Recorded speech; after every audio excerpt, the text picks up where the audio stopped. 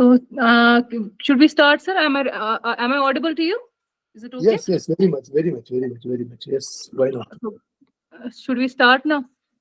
Why Sorry not? for the delay. I'm really sorry for No, the delay. no, no, no, trouble. Come on, tell me because it has been long. You see, I was It was all of a sudden. one of your colleagues called me when I was away in Delhi. I told him no, I'm not available right now. Then you called me other day. I was not. I was busy professionally somewhere else. Today also, I thought let me take out today at least. It's not good enough to delay it further. Come on, tell me what is it all about. So I just want a interview from you. I'll just be asking you some questions, and that's it. Actually, sir, thank you so much for being here. Thank you so much for picking up the call and saying yes to the interview.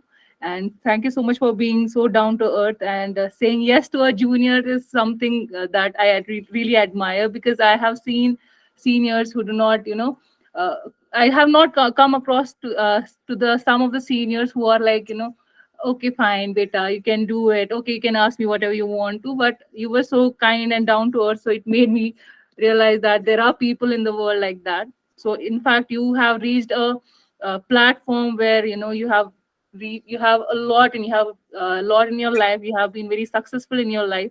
So thank you so much for being here. And I think should we start the interview? Can I ask Yes, you? yes, but may I tell you, respond you that I all that was mere basic human decency, nothing beyond that. There's a basic courtesy that one a colleague is required to give to the other colleague. So there is nothing great I have done. It is just basic decency, basic what we call that courtesy that one colleague owes to another. It doesn't matter junior or senior, colleagues are colleagues. So that's how I look at it. That is what has been my approach right throughout. Now start with your question. You saying that only makes you kind and nothing else. So let me start by asking Please. you a question. So can you describe the path that led to your current position in the legal field? You see, I must tell you one thing. This profession, the legal profession, it demands you on all counts. It is physical, it is mental, and it demands utmost from you in order to be successful in the profession.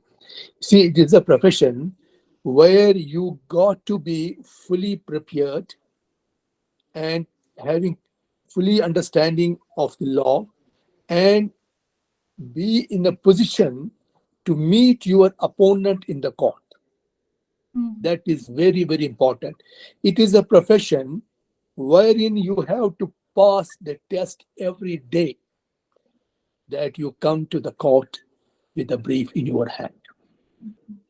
So, therefore, it is a profession of industry. One who enters this profession wholeheartedly and puts in everything at his command is only successful in the profession. Those who enter half heartedly are left out and are lost in the crowd. So, key is hard work and only industry, yes, basic understanding and the knowledge of the law is very important because over a period of time, when you grow in the profession, you develop the skills, what we call professional skills, and over a period of time, they get not only sharpened, but you also harness them. That is how you go ahead in this path of legal profession. That's really something that came out of your mouth.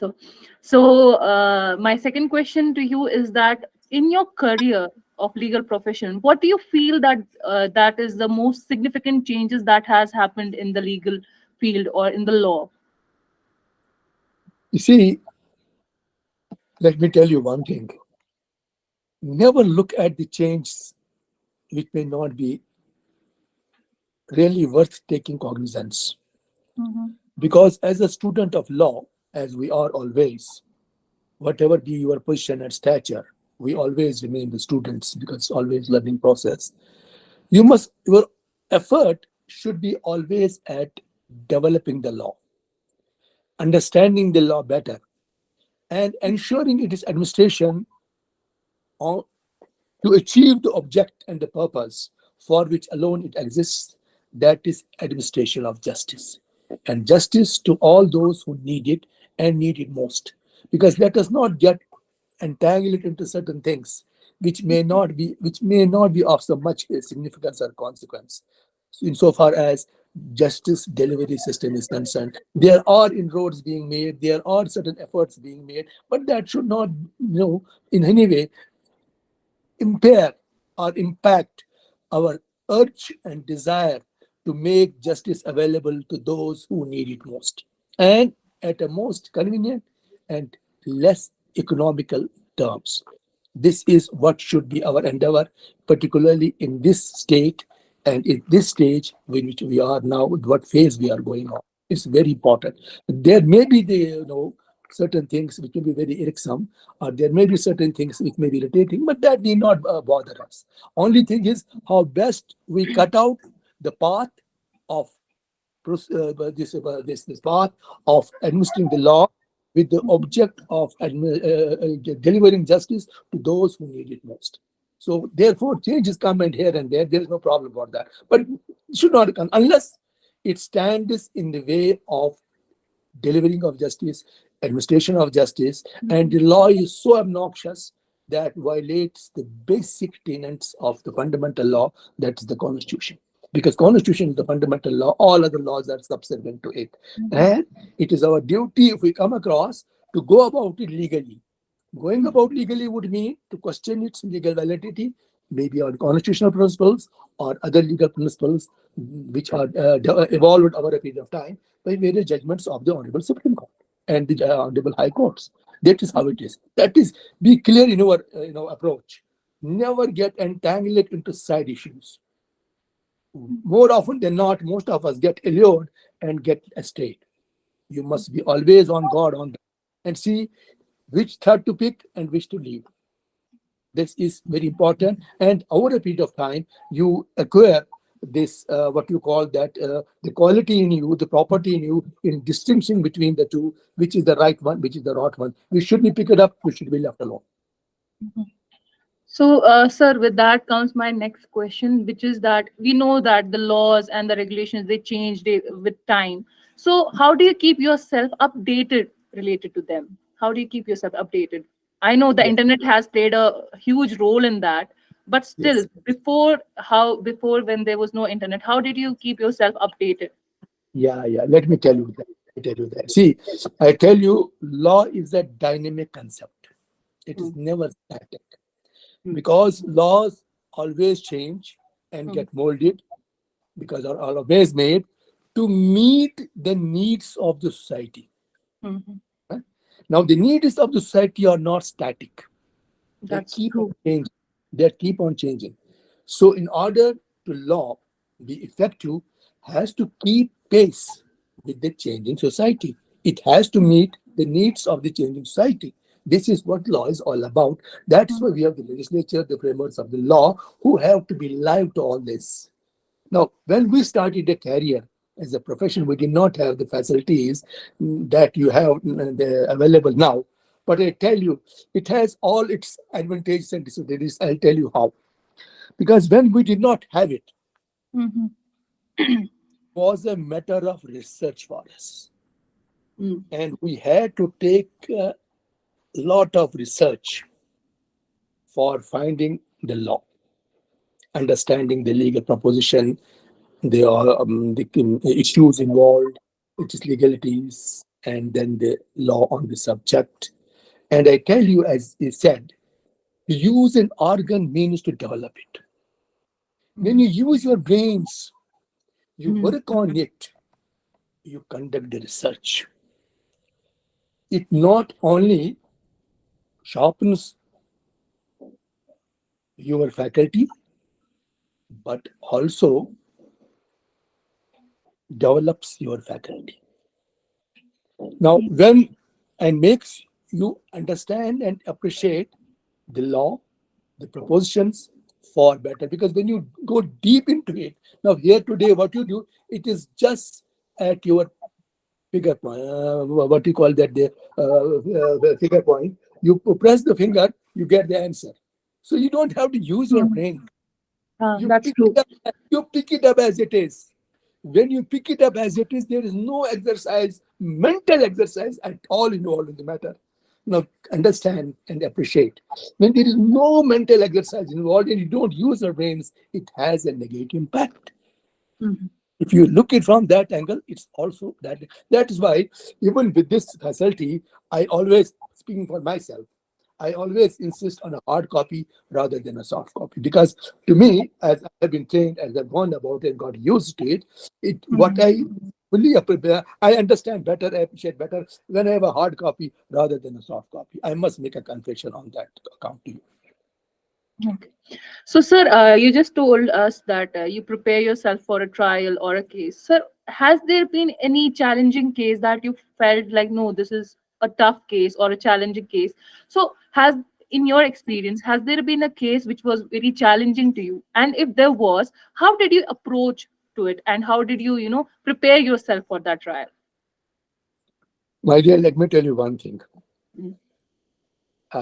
What is said is this: a lawyer is not one who knows the law. Mm.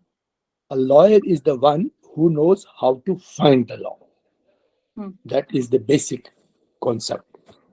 Now, every case that comes to you, maybe yes, there are certain cases what you call that, which has high, what you call that, uh, sort of this, called the scale. Challenging.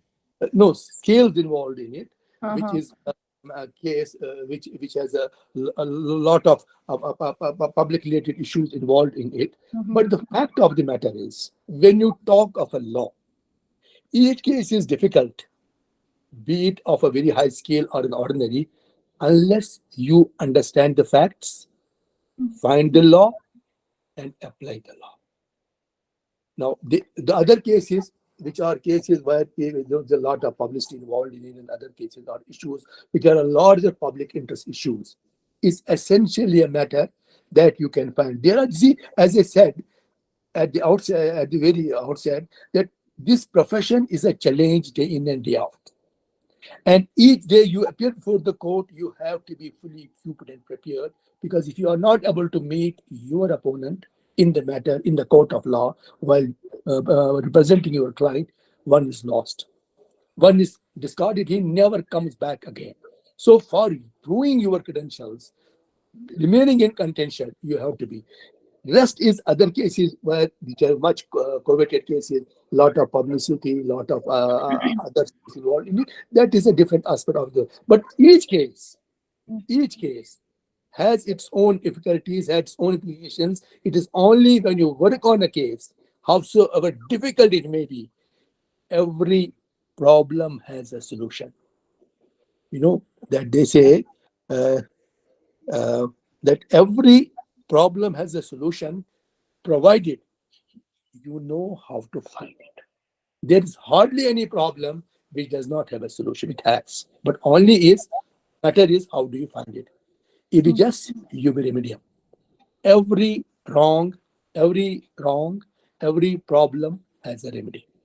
But you must know what the remedy is, and you will be able to know remedy only when you are able to appreciate the real cause, the real problem. Because more often than not, when you look at a case at the first glance, you think it is case A. But Mhm.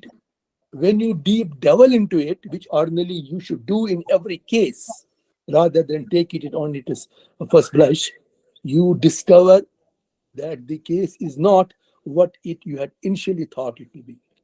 And this is where more often than not, at the junior level, serious errors occur. But I must tell you, and must share this concern with you. What I find in the present days, when we started, the people of present generation, the lawyers of present generation, I find them more obsessed with and chasing the money. Hello, are we in touch?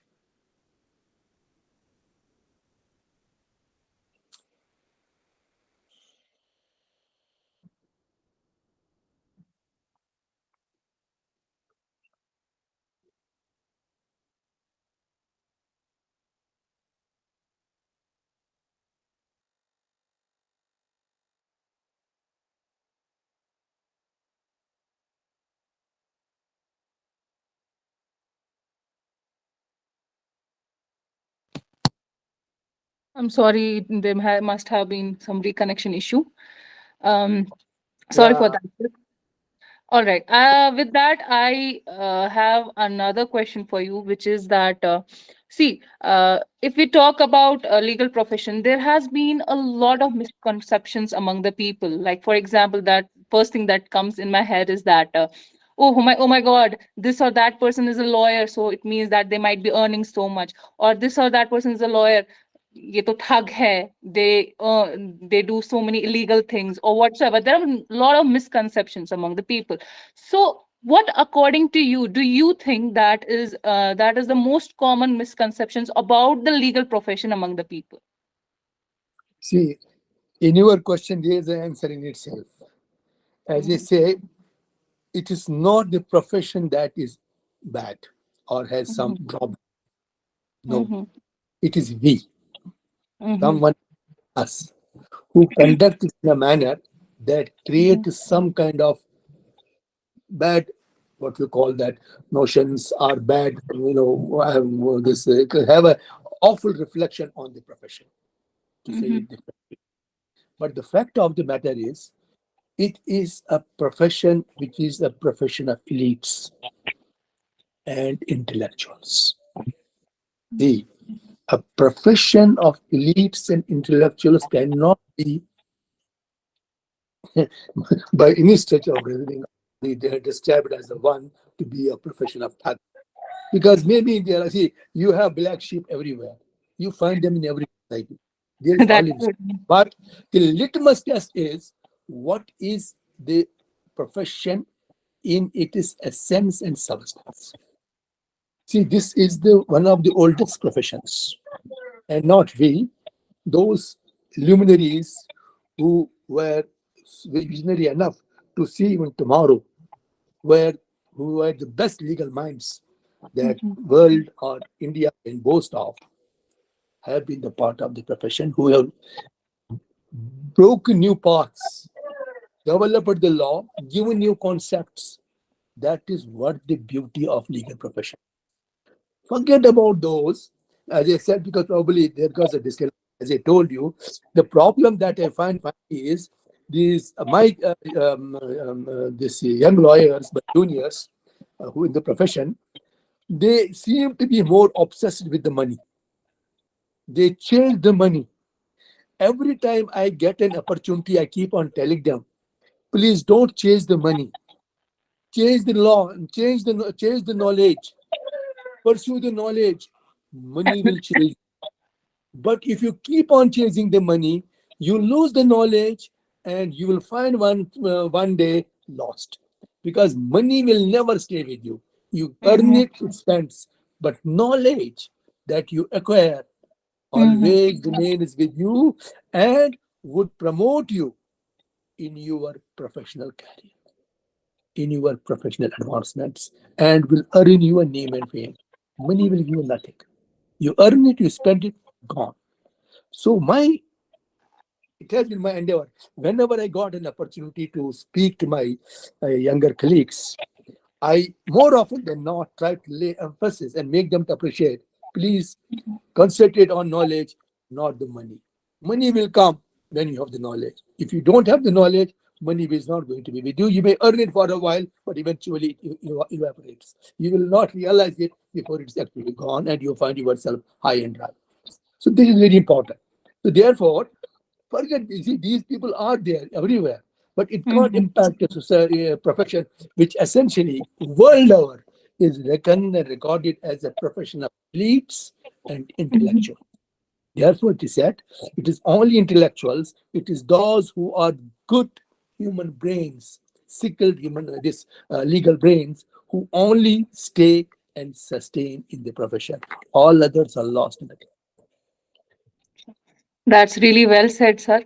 With that, I have another question for you, which is that whenever you're in a case, and there might be, of course, there might be a lot of conflicts in the cases. So, what strategies do you use to negotiate with the other side? See, negotiation is a different thing.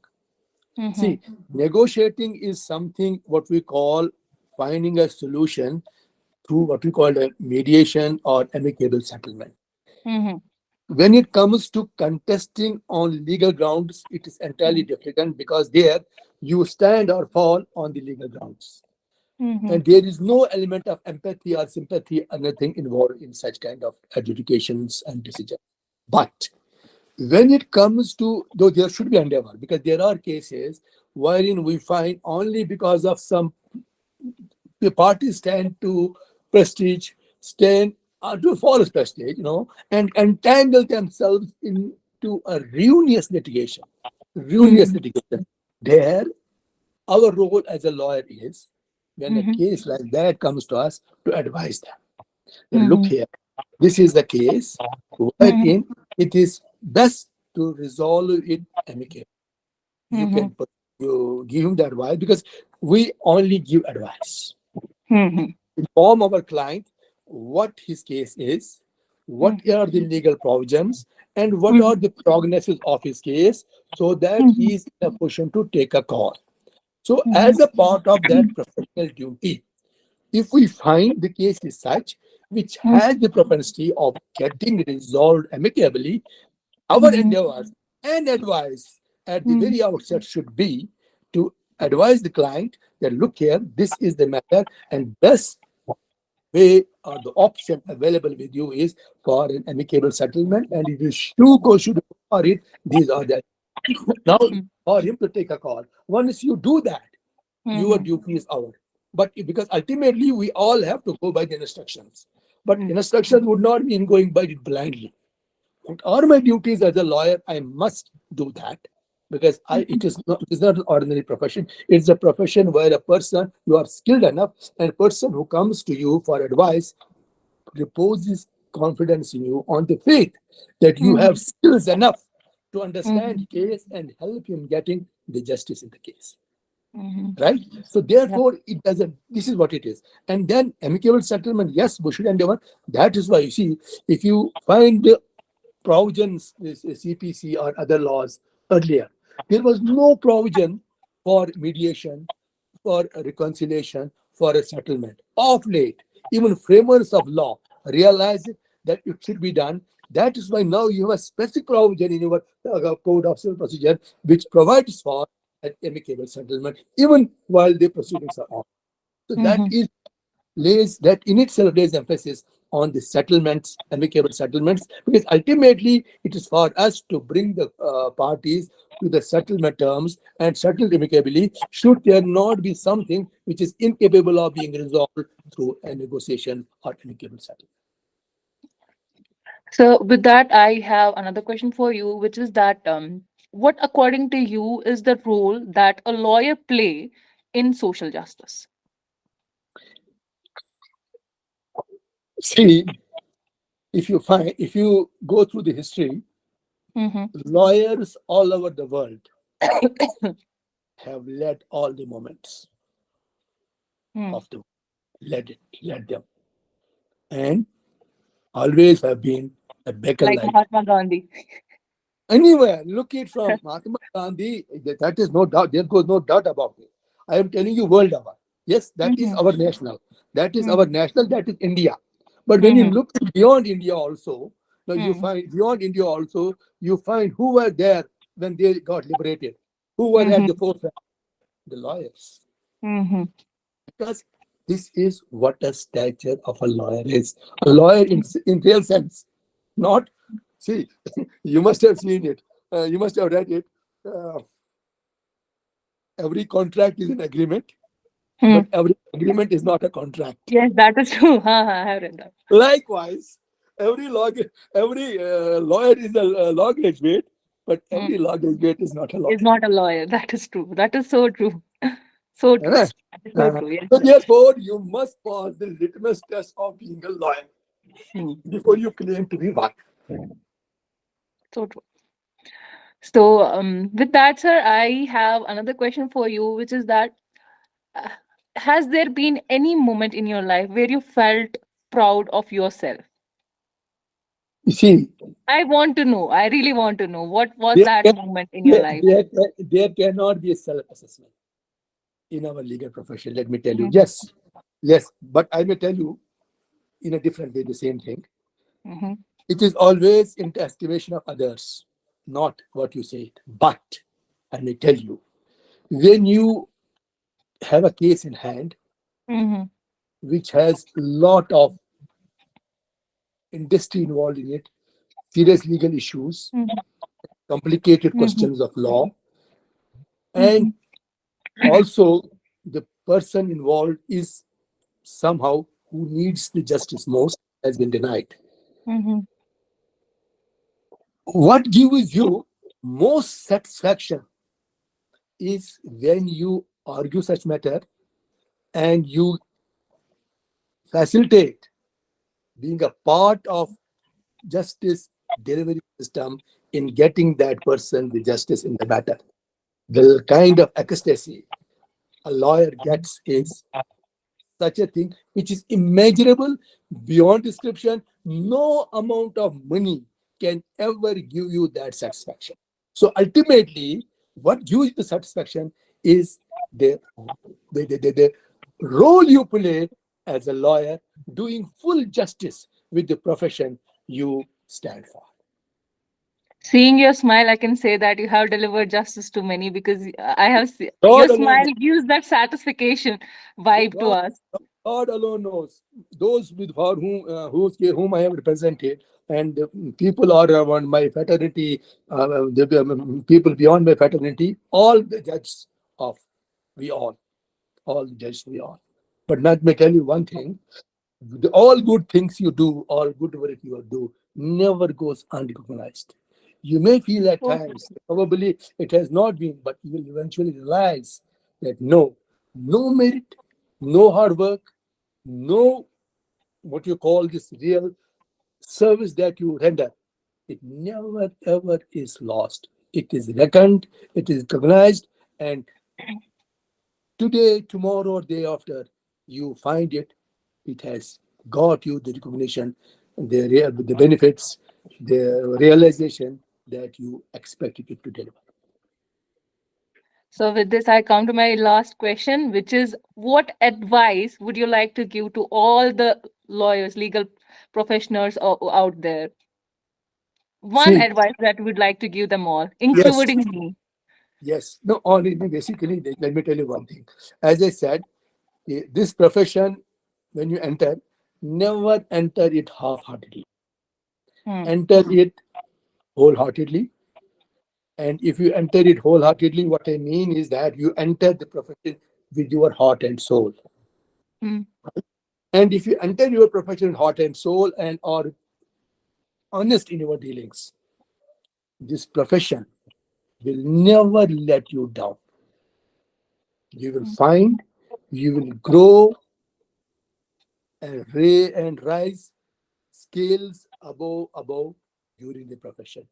But if you enter half-heartedly and are Hmm. not very clean in your dealings, this profession will never accept you. You may make little money to be begin with. Yes, fast money you may make, but eventually and ultimately you will find no, it was a bad decision, a bad attempt. So that is the what we call that the litmus test for you in a profession. Hmm. Yes, it is. See, I tell you, I must share it with you.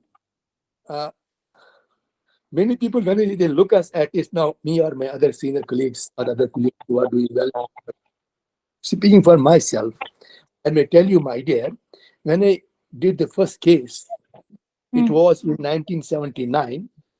I got an independent brief. I had to go to Shupaya Hmm. in a matter, a civil suit, in which I had to file a written statement.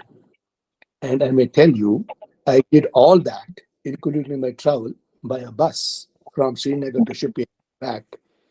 Uh, the fee that I got, you know what it was? Can you imagine? No, Can I you, can. can you imagine? A 20 rupee note. 20 rupee note. Had I not accepted that brief Hmm. on that, probably I would not have been in the profession. This is how it is. Because all those who see us, my colleagues now, I tell them, no, it's not like this. It has been very hard way to come up this profession. But when you put in that hard work, you equally get the returns, commensurating with your hard work. So This that is this is my dear, that what you call that real essence of the profession. that is so rich words that came out of your mouth. So it really is overwhelming. So with this, I end my interview with you, and I would like to thank you so much. Seeing you talk and listening to you made me realize what a treasure of knowledge you are. I now got to know why you are there, the position you are in, what made you to be there. Now I can see.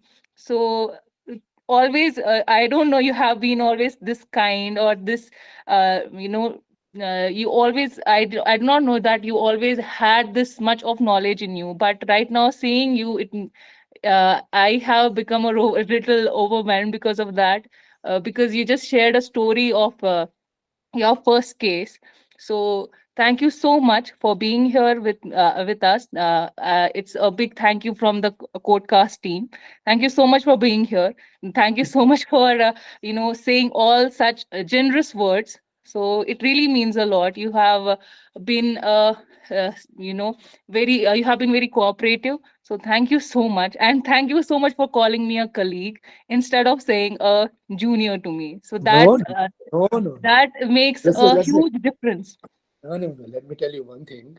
See, it's always a pleasure for me and a privilege too to be with you people, because ultimately it is you who are the future, and it is our Mhm. duty to guide you and guide you to the best we can, because you are the future.